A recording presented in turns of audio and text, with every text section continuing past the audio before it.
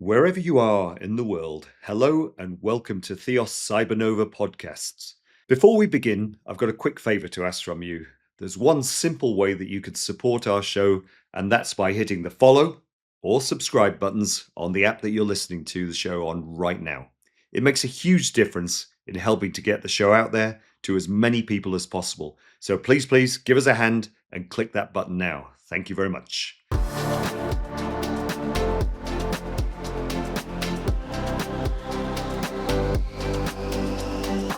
The Theos Cybernova podcast, hosted by Paul Jackson.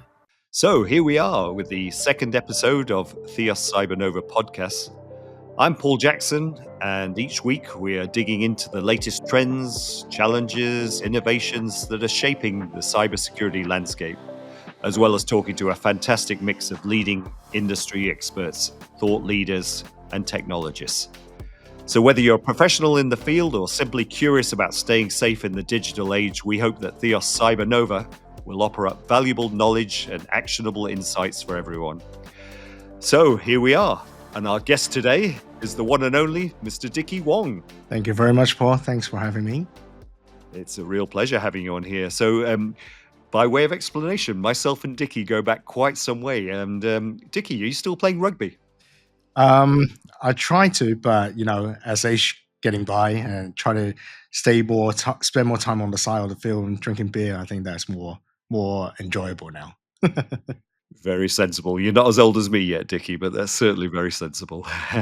But seriously, we're here today to talk about cyber. And Dickie and myself, we're both former Hong Kong police officers. And today's focus is going to be on that transition from the public sector to the private sector. And no better person to talk to about this than Dickie. But first of all, tell us a little bit about yourself, Dickie. Tell us about your personal story, how you got to where you are now. Sure. Thanks very much, Paul. Let's go back to how I begin my career. So I'm not an IT background educator. I didn't get my degree in IT or computer science. I study management and economics. So it'll be kind of surprising for many of you guys. And when I graduated, I actually joined Bloomberg, one of the financial vendor institute. And then I started to notice that the traders and the salespeople or the analysts that I serve is all using technology to help their work. Obviously, they're very smart, but in some way, they quite rely on technology to helping them to make decisions. So that's where I started my interest on knowing more tech and IT. But then, after a few years, being an Asian kid, and my dad was also a former police officer, and you guys would guess that. As a dad, we always ask you, "Hey, son, follow the footstep of the dad." So then I'm like, okay, I give up finance, and then I changed to a completely different field, like being a finance guy and going into being law enforcement. So I went through all this general training where we have to do physical training, studying law and all that stuff. No IT, nothing at all. But then after I graduated, I passed out from the police college. I was assigned to the front line for a year and a bit. And then suddenly one day, this new Cybersecurity and Technology Crime Bureau was recruiting people, and opportunity came again. So then I put my hand up and I went through all the interviews, and then I got selected. At that time, I had no idea what cybersecurity was about, but hey, that was pretty much the department that's closest to information technology. So then I thought, why not? Let's give it a try and see where we'll end up. And that's where my cybersecurity career begins. And then the first role that I was placed to was doing technology crime investigations, where I would have to investigate a cyber hacking or cyber enabled crime to try to lock down cyber criminals.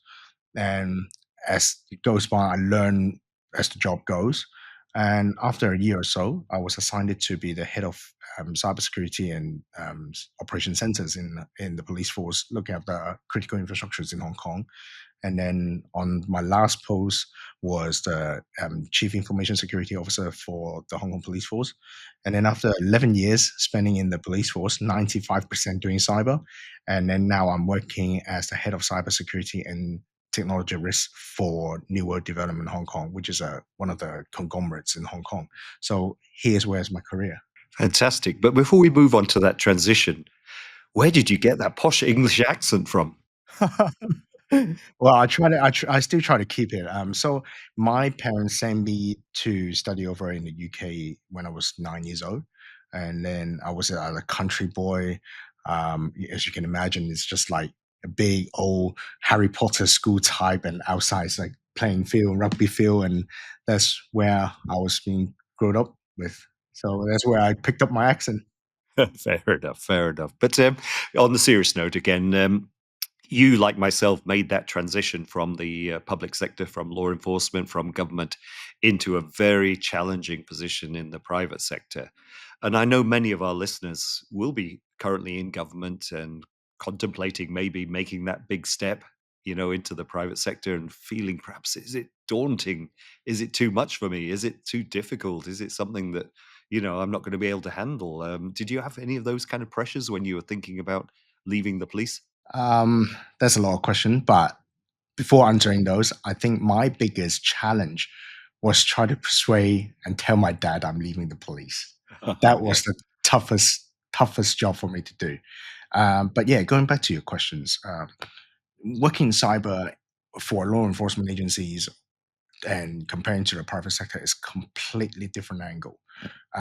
When you're working in a government, yes, you could be treating it as like a comfortable job, or not comfortable, but a secure job, and you just make sure you don't make any big mistake, then you will still get your job. And but for me, it was slightly different. Instead of thinking about all the challenges or the questions that you raised just now, I took everything as a challenge in a positive way. Meaning, yes, I know it will be tough and hard work and need a lot of dedication when you come to the private sector. But the thing is, I was looking for a new challenge in my career at that time, because as technology goes by, there's a lot of new things that I want to learn, I want to see, I want to experience.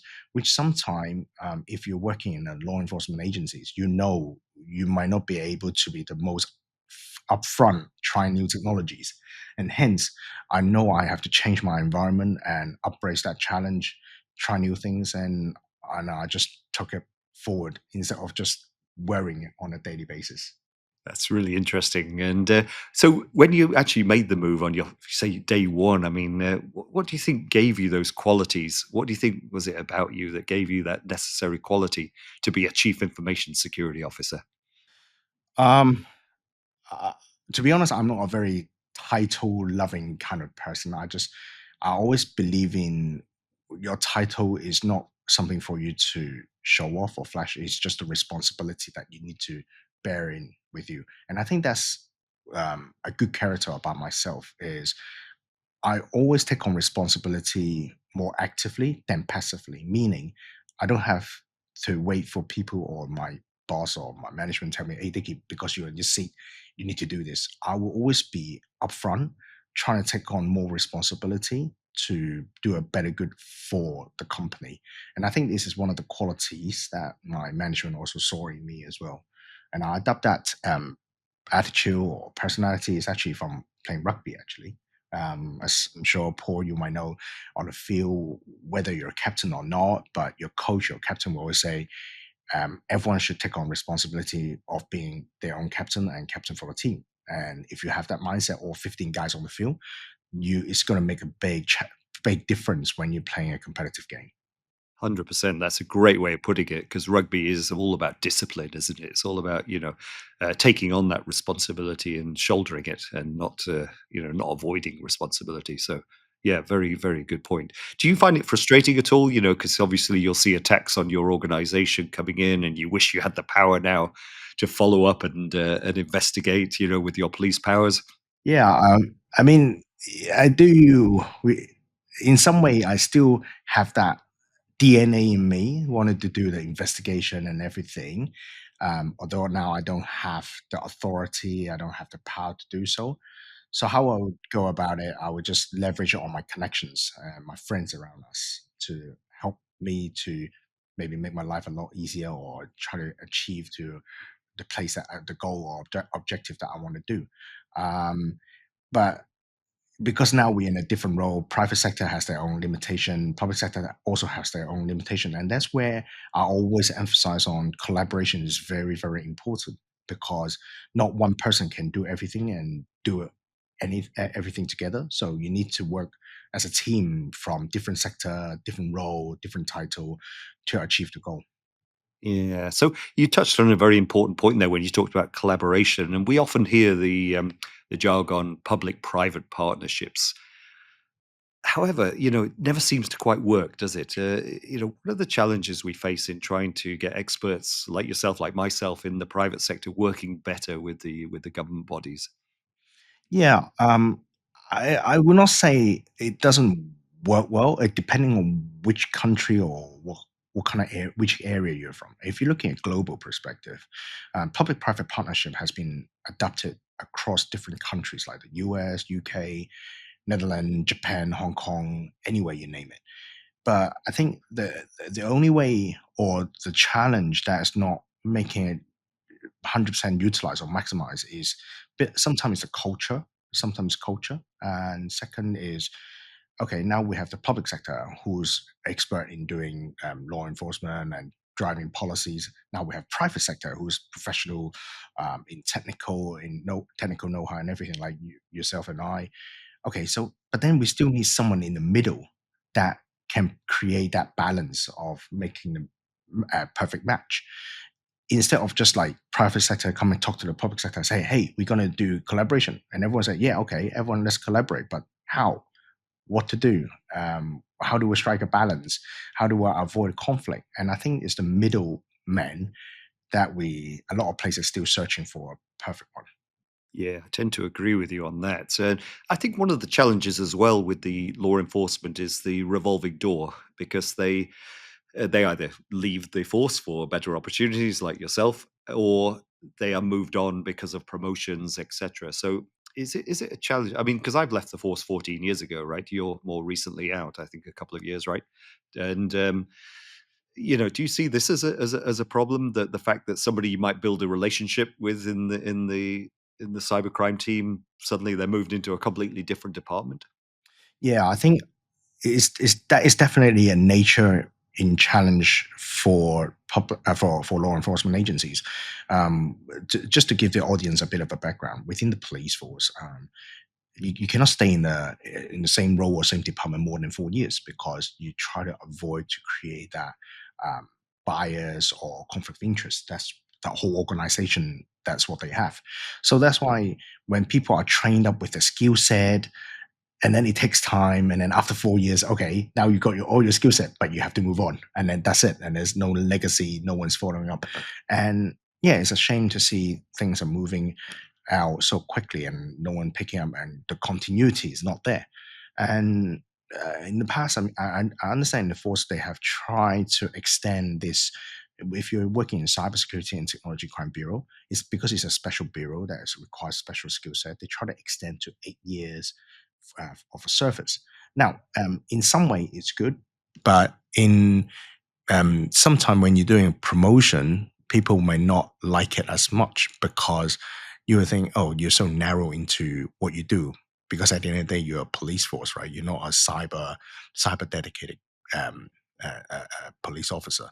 So there's a good and bad about it. But I think the hardest part is to keeping those trained officers to stay within the police force. That's the hard one, because now the market is so much in demand of cybersecurity personnel. So a lot of officers will get trained, get themselves certified in certain areas, and then they will leave the police force because they will see more opportunity out there. And I think that's more challenging than just not getting them rotating to another police department. Yeah, I think you're right there, Dickie. It's going to be, look. It's not just the Hong Kong police either. This is a perennial challenge for any government body or any police force all around the world. So it's a difficult one to overcome. Do you think that perhaps um, police officers, they should do better in terms, or sorry, police forces should do better in terms of this retention by changing their strategy? I mean, you mentioned about this 4-year rotation.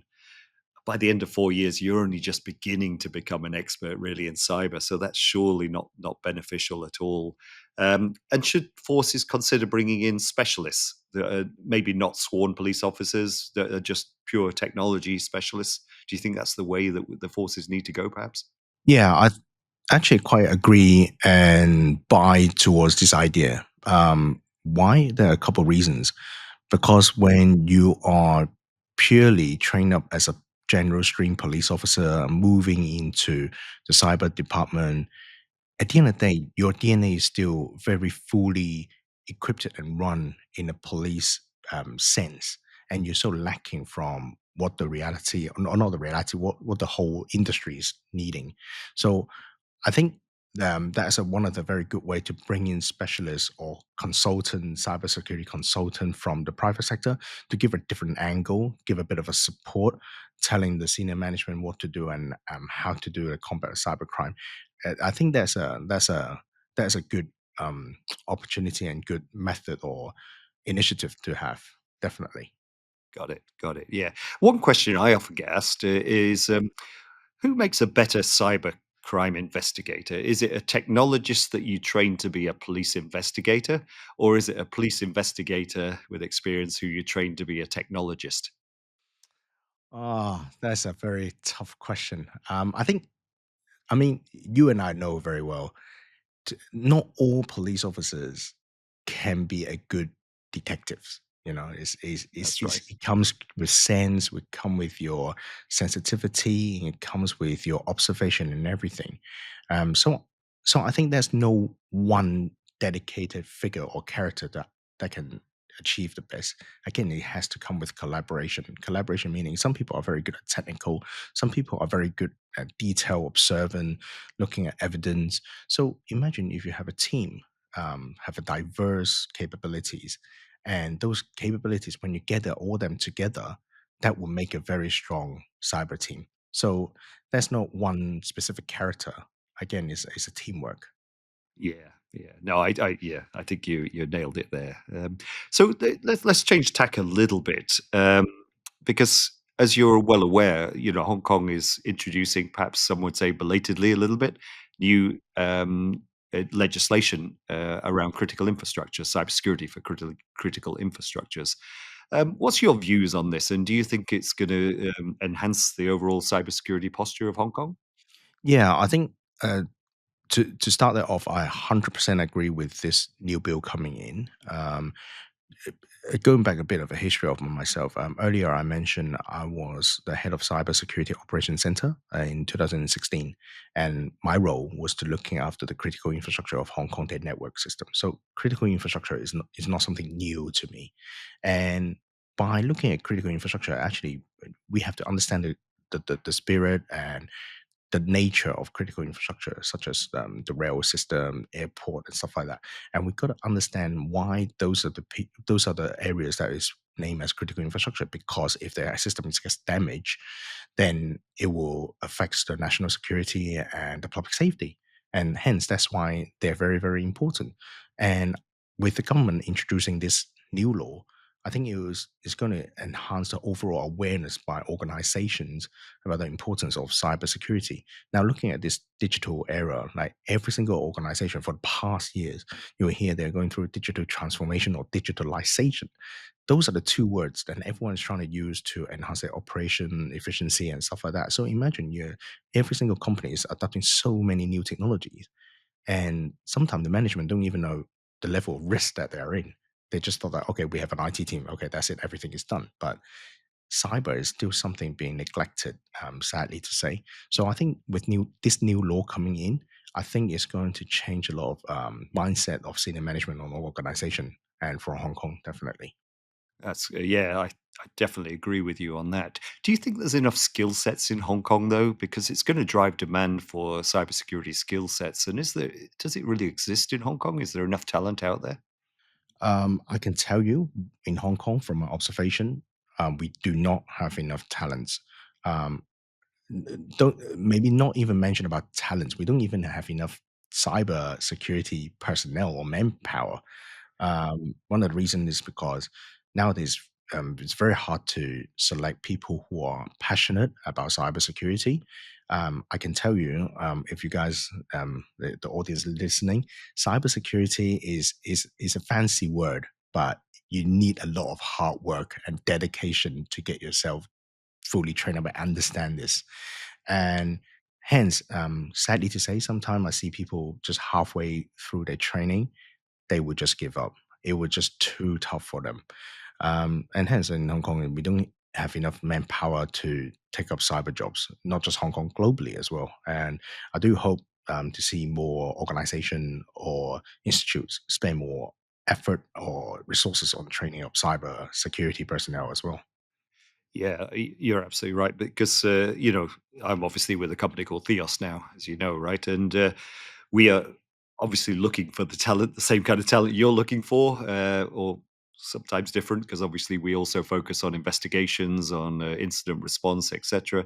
And it's just it's hard to find that. And I think in Hong Kong, certainly, we recognise there is going to be a growing market because of the demands from the government, from the authorities for organizations to take cybersecurity more seriously, to be more responsible in protecting the data that they are entrusted with. And that's a good thing, obviously, for Hong Kong. But finding the people to actually deliver that is another story entirely, right? But, as I say, as we grow as a company, we're looking to bring on people that we can mentor and train up. And I think passion is the key word. You really, you emphasize the word passion. And I love that because I've known you for a long time now, Dickie. And if there's one thing you're not short of, it's passion. And it's something that we need to instill and try and develop that core of people in Hong Kong who share that passion and can help to drive the industry forward when it's needed most, which is right now, really, right? Yep, absolutely. I mean, passion is a word is is easy to say, but when you really put that into action, is difficult because it's going to guarantee that you will go through a lot of challenges. It will try to push you back. I won't say beat you down, but you have to know where you're trying to achieve, and when you have that direction, you just need to go for a consistency, everything. And I do hope Hong Kong to have more passionate cyber people around, to be honest. Yeah, I agree with you entirely. And look, let's not be too negative about this because we both know Yeah, yeah, quite a yeah, number yeah, of excellent people in yeah, in yeah, in Hong yeah. Kong, but just not enough of them, I guess. So aside from passion, what other qualities really make a good chief information security officer then? I think when you're sitting in a semi or middle high management position, apart from tech, you got to be sensitive about your organizational goal. Because at the end of the day, your work is not only for your own department; it's actually to help the organization to go forward or to defend the whole thing. So, as a CISO, apart from technical, you also need to understand business language as well. When you talk to the CEO or CFO asking for budgets and also telling them your strategy, your plans, why do they need to invest in your team? And also, you need to have the sensitivity that you need to be able to observe what's around the world. You need to read a lot of cybersecurity news, report research, try to identify is there something common or threats coming up. Let me share about my routine. I wake up about 4 o'clock a.m. in Hong Kong time, and Wow. then I start reading the news overnight in the US or what happened in the UK, and then I start my day at 6 o'clock. I'm planning my day, meetings and documentation work, and then meeting people. Yeah, so again, it's consistency and persistency about what you do, and once you find your passion, once you find what you love, then you would just wake up and you were just like, okay, so what's on today? Let's go. And this is the attitude that you'll be and you should be building up to. Yeah, I mean, I hope we're not putting off too many aspiring cybersecurity gurus in the audience by telling them they have to wake up at 4 a.m. No, just me, just me. Just you, yeah, I get it, I get it. But you talked about communication skills, etc. And is that really more important? Do you think than the technical qualities? Then, I would not say it's more important. So everything throughout my career is like a stage. Different, you go through different stages. So when you start your cybersecurity career, you obviously you will spend more time on doing technical, understanding the technical perspective, and as you get to more senior management level, you will need to spend a lot of time communicating with your senior management who are not technical background. So that's where your communication skills needs to be trained up because you're trying to turn technical language into more human readable language for them to understand. So I think it's a stage of the career that where you spend more time on training up your skill set. But coming to your questions, yeah, communication skills is very essential because at the end of the day, we all human beings.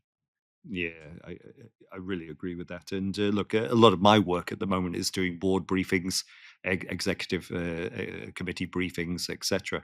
And I don't know how you feel about. I'm not talking about your specific role now, but in the community in general in Hong Kong. Do you think senior leadership are more open to understanding or trying to understand more about cybersecurity? Because it definitely wasn't a conversation for the boardroom even a couple of years ago, really, in Hong Kong, was it? Yeah, I think now they're more open because sadly for the past year in Hong Kong, we saw a lot of cybersecurity incidents. And I think is one of the wake up calls for them. And now those incidents, we don't want to see them to happen, but it did. But my advice is cybersecurity professionals should start using those reference cases to turn them into a story and tell your management the importance of having a cyber hygiene environment and good defense system that can really help to protect the company operation and the whole organization as a whole. And I think nowadays management are more open, but sadly, against the economy is a bit of a downturn, and people are just worrying about spending. So it's going to be a tug of war, like pull and pull thing. But I think it's getting better. Do you think technology is going to save the day? Do you think AI is going to come in and make everywhere secure? Yeah, AI. Oh, it's a hot word. Been around in the industry for many years. I won't be like bold enough to say it's going to save the world, but it's going to make a change. It's going to make a change, and if we use it in the right way, that's how I'll put it. Yeah, but do you not think that criminal ingenuity is always going to stay ahead of us as the protectors? Yeah, I mean, there's always a saying, right? Cyber criminals only need to get it right once, while law enforcement agencies have to get it right every time. You cannot have any step back and everything. Like, yes, cyber criminal because they're more free, right? They can just use anything, right? And anytime, no one would care if they make something wrong. And so, again, in order to battle this, is collaboration. It's definitely collaboration on public-private sectors. Yeah, and also international collaboration. We were talking earlier. It's kind of I don't want to dwell on geopolitics, but unfortunately, there needs to be a good rapport between law enforcement agencies because, well, cybercrime is borderless, and if law enforcement is to combat cybercrime, they need to work together. And when law enforcement isn't working together, the only ones who benefit from that are the criminals. And Correct. yeah, as I say, I'm not going to touch on geopolitics at the moment, but unfortunately, we are seeing less collaboration between law enforcements, which is kind of a shame, I guess. Yeah. So, moving on from those topics, where do you think Hong Kong could go to next? Because we talked about the cyber legislation, the critical infrastructure, but is that enough? Because Hong Kong often gets criticised because our data privacy regulations seem to be a bit behind. When you compare them to GDPR in Europe, etc. Yeah, I think you're absolutely right. If you look at in China, they actually don't call it a critical infrastructure. They call it a critical information infrastructure. So the reason to have a protection of for critical infrastructure, as well as just the IT operations, but is the data that's behind it is so important that they want to protect. Yes, you're right. Hong Kong is still far behind about data protection, and again, I do see some like good initiative that the PTPO are doing, the BCPD, whether it's fast enough or not, or in the right pace, and I think it could be up to discussions. And but I think Hong Kong now we have the new law. Hopefully, or I've seen in the industry like different sectors are being more aware or trying to stay up front on protecting their environment, and they know the law is not going to get any uh, less tight. It's just going to get tighter and tighter, and which is a good thing for us, I think. Right. Yeah. Again, though, I think we're going to come back to the challenge of enforcement, aren't we? That we spoke about earlier in this podcast. And I've obviously the critical infrastructure, security of critical infrastructure ordinance is going to have its own enforcement capability, its own department. Is that the right way of putting it? Yeah, yeah. It's going to call the commissioner's office. The commissioner's office, that's the right thing. So they're going to have their own investigators. And yes, if we talk about enhancing the data protection laws, the privacy commissioner is going to need more enforcement power, etc. Where are we going to find all these enforcers? Well, I think now they would just like start pulling manpower from different departments and join them. But then again, it doesn't solve the issue because other departments will be losing up manpower as well, right? So I think training up people is very, very important in Hong Kong. As I said, it would be great to see more institutes or more organizations are giving a helping hand to train up more people to fill in those gaps. Yeah, you're absolutely right. And the again, the challenge is training, of course. Where do they get that training from? For example, if you were talking to somebody in government right now and they wanted to know how to enhance their skill sets in this area, what would you recommend to them? To be honest, I mean, there is some big and small, not large, small and medium sized training, cybersecurity training institutes and stuff like that. But I would literally recommend them to first start looking at more international courses being taught in overseas, because those one are the one that I attended that gives you most comprehensive knowledge, theory, and practical hands-on experience as to learn. So I would say look at more international perspective or international bodies that are providing those trainings will be Yeah, beneficial. more of the globally recognized certs, etc. Yeah, no, it is challenging because the costs are high, aren't they? And finding budgets for those you just mentioned before, that budgets are tightening, and yet the costs of the training is going up, but they are necessary, aren't they? Yeah, I mean, and again, if you're looking at business perspective, the reason that they're expensive is for a reason, right? For example, it's just like going to a traditional institute. You go to Harvard, you go to Oxford, you go to Cambridge. You're going to guarantee the institution fees is going to be high.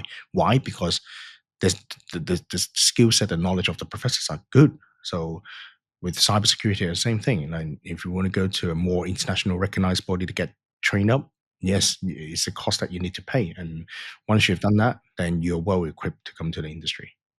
Okay, so once these public sector guys are all trained up and they sadly are going to let their governments down by jumping ship to the private sector, what would you recommend, in-house or consulting? I would say try in-house first, and then if you're passionate about consulting, spreading your knowledge and experience, then definitely go to consulting. It's not one or the other. Is which one I would say I would suggest which one you start first, but I would say in-house and then consulting. Right, that's good advice there. So, look, Dickie, I'm going to close the podcast now, but I always close these podcasts by asking a question of my guests. I'm a big music lover, right? So I'm always fascinated to know what other cybersecurity professionals are listening to, either when they're working or when they're relaxing. So tell me, what are you listening to at the moment, Dickie? Yeah, when I work, I used to I always open up YouTube and listen to pub jazz. Pub jazz is always something that calms me down in my mind. Um, it just helped me to focus and concentrate on what I do, even when I'm programming or writing policies and stuff like that. But hey, different people have different style. I hope people would like pop jazz, as I mentioned. It's good music. Fantastic. Dickie, it's been a real pleasure having you on the show. Thank you so much. And if you're open to it, we might invite you back for a future episode where we'll talk about some different things. I would love to. Thank you very much for. All right. So Theos Cybernova was presented by myself, Paul Jackson. The studio engineer and editor was Roy DeMonte. The executive producer was myself and Ian Carlos. And this podcast is a co-production between Theos Cyber and W4 Podcast Studio, Dubai. The Theos Cybernova podcast.